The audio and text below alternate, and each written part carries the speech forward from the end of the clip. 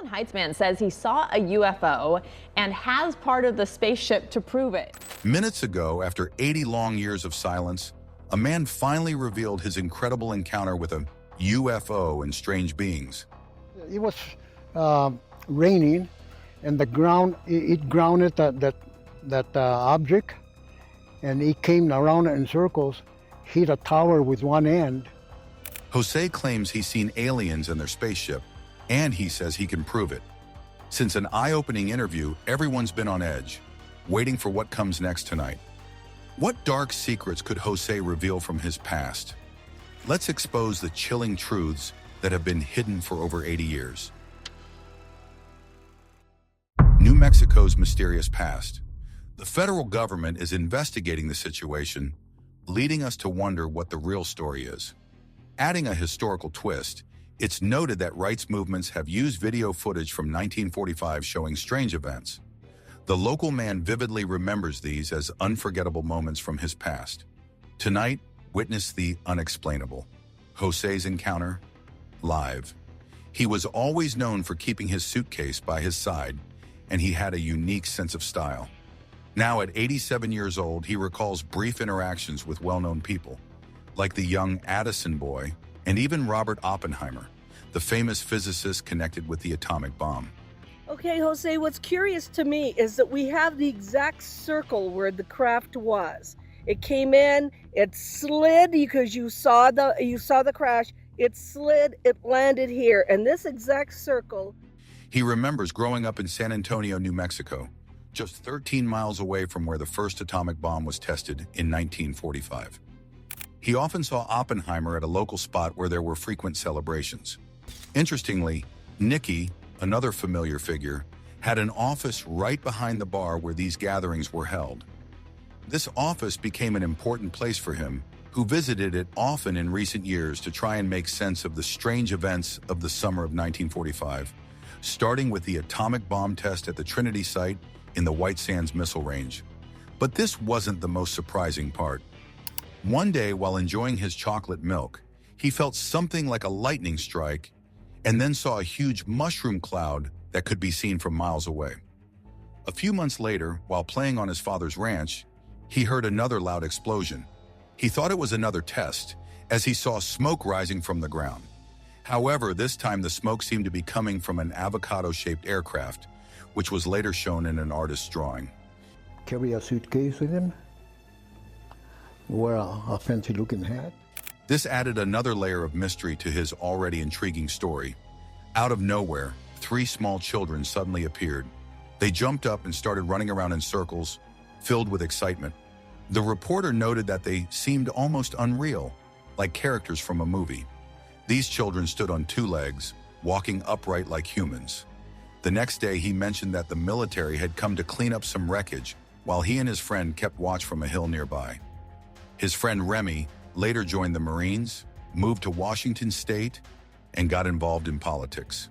They lived in Rolling Heights and were part of a community known for its energetic races. Years went by, and the 2 friends lost contact with each other. But this wasn't the strangest part. A local journalist later wrote about their story after an interview with the men.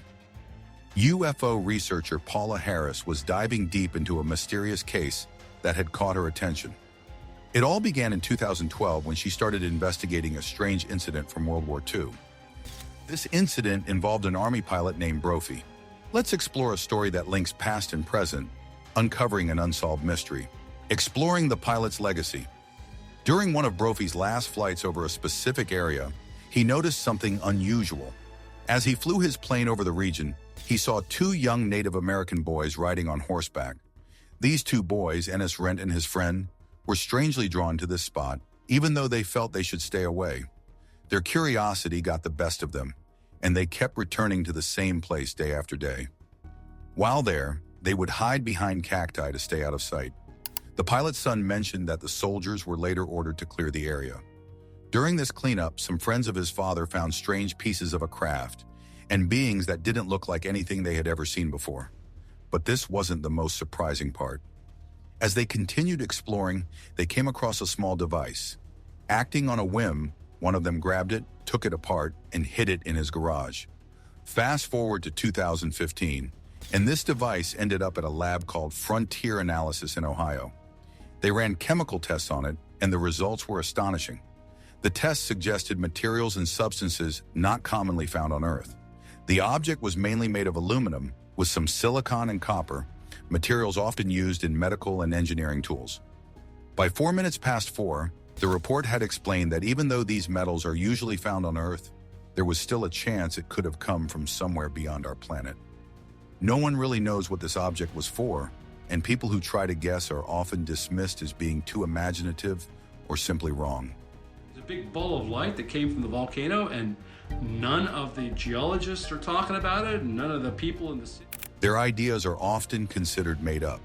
By 27 minutes past 4, the conversation had moved to how people who report strange things like this are often seen as irrational or even crazy.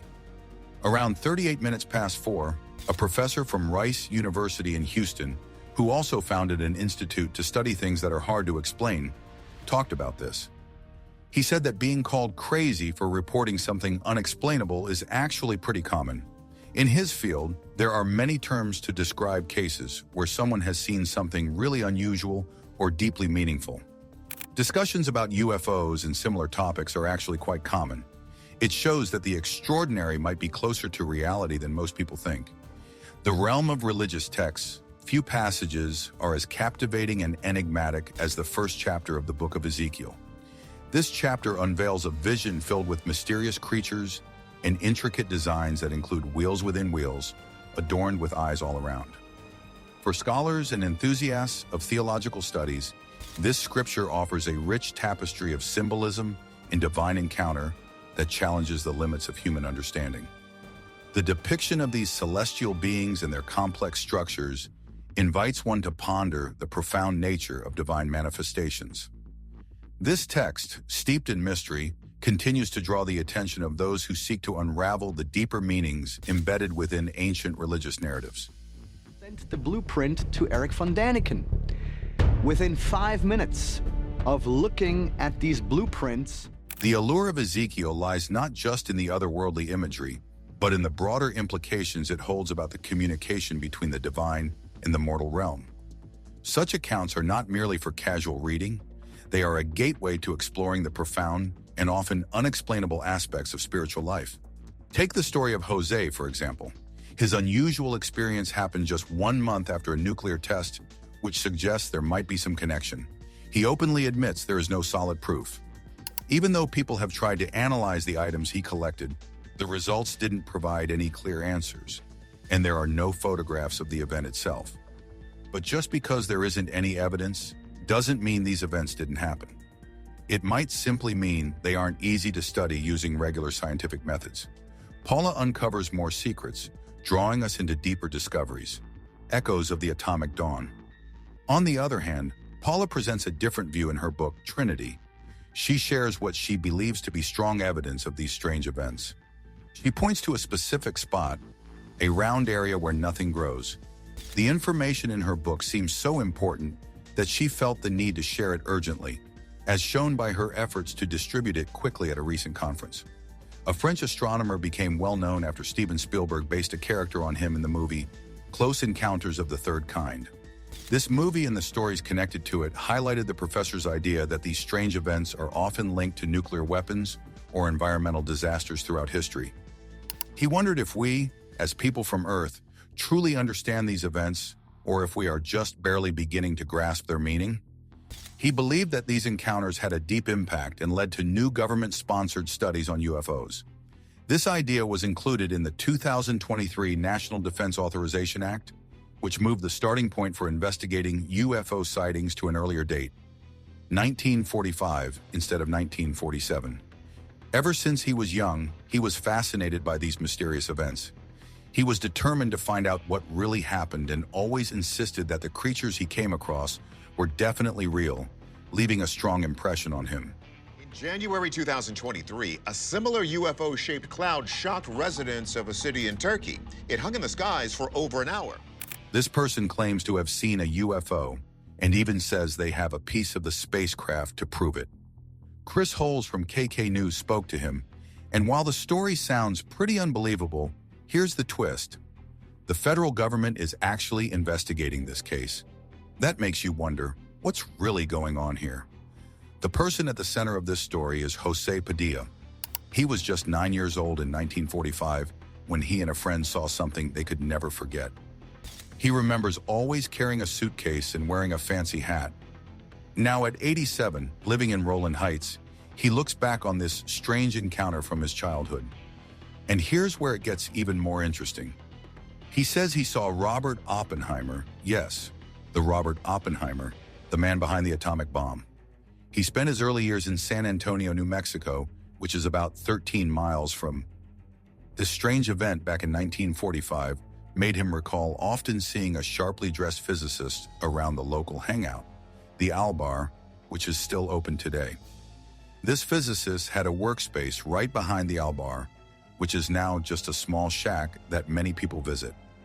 In recent years, he has visited this shack, trying to piece together what happened during that summer of '45, starting with the explosion of the atomic bomb at the Trinity site in New Mexico, near the White Sands Missile Range. This idea that an actual physical extraterrestrial visitor could potentially... One day he was enjoying his chocolate milk in the kitchen when, all of a sudden, it felt like lightning had struck.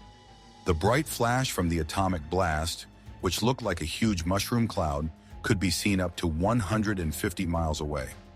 The force of the explosion was so strong that it knocked him to the floor. Then 3 small figures came out of the object. They moved quickly and jerkily, almost like children running around without a plan. He thought they looked a bit like the creatures he'd seen in science fiction movies. Strange, but somehow familiar. He said they reminded him of animals standing on 2 legs, and they seemed to have a fiery look to them.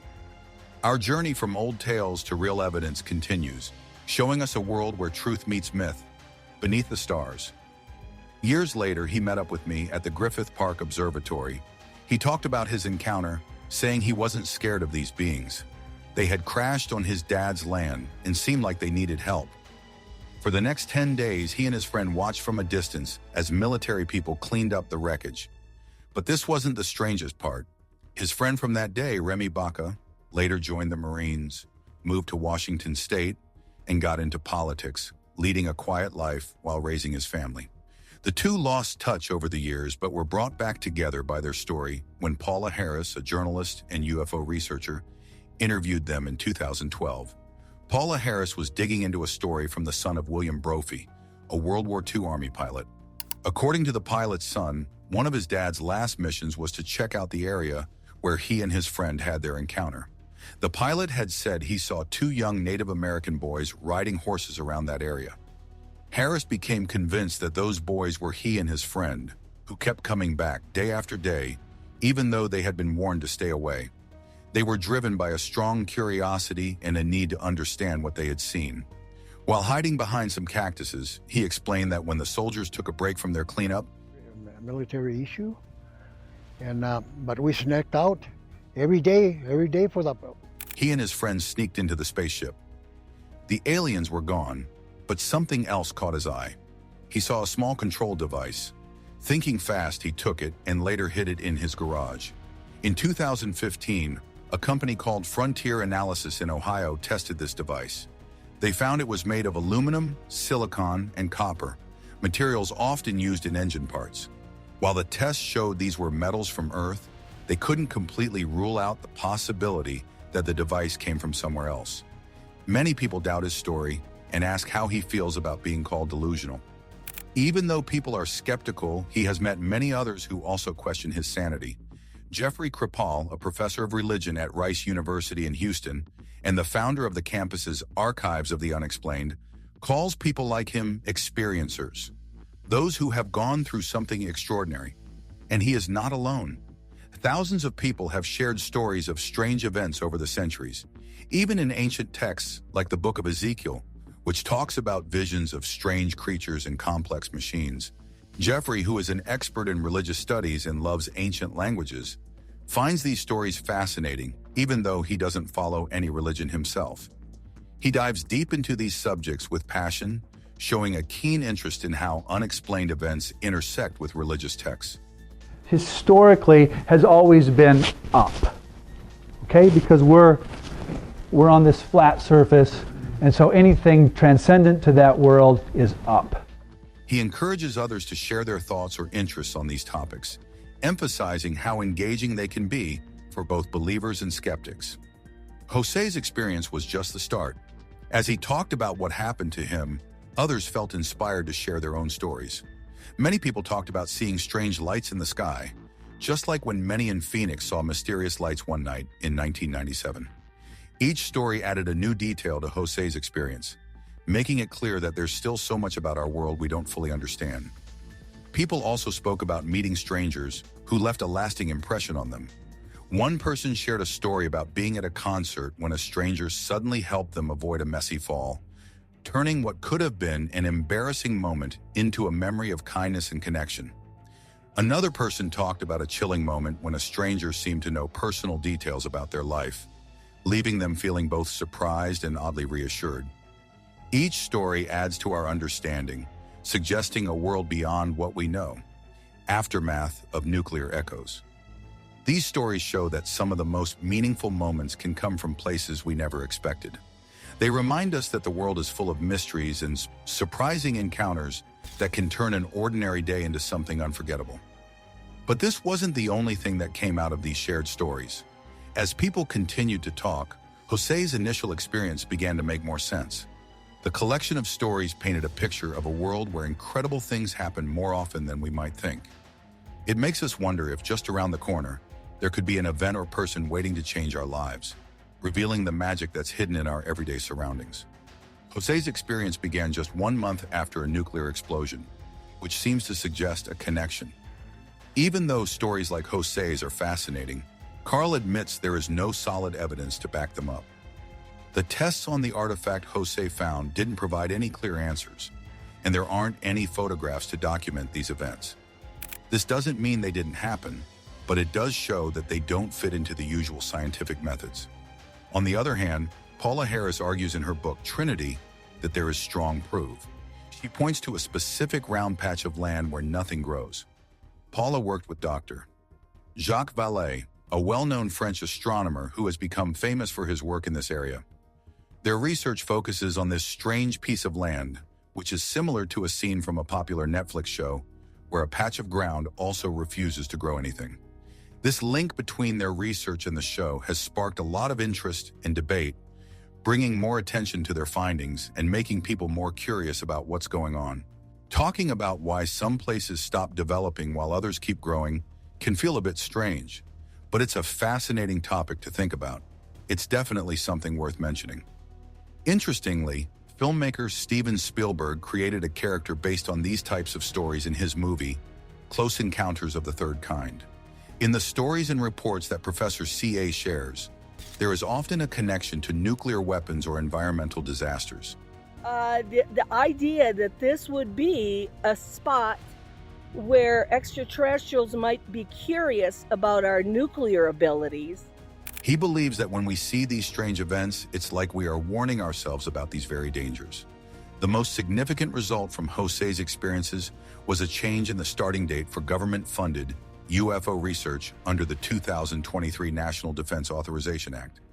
Instead of starting in 1947, investigations now go back to 1945. This change was a lifelong goal for Jose, who has always been driven by a need to understand the events of his past. Looking back on his early memories, Jose is sure of what he saw. The beings and their spacecraft were not from this world. He insists that the object is not from Earth. This brings up debates about whether these phenomena are happening in different dimensions, involve time travel, or are coming from other planets. The theories are all over the place, and there's no agreement on which way to go. But the search for answers continues, trying to find a solid, clear explanation for these events. Was Jose right? Are UFOs interdimensional or time-traveling visitors? Share your thoughts, like, comment, and subscribe for more.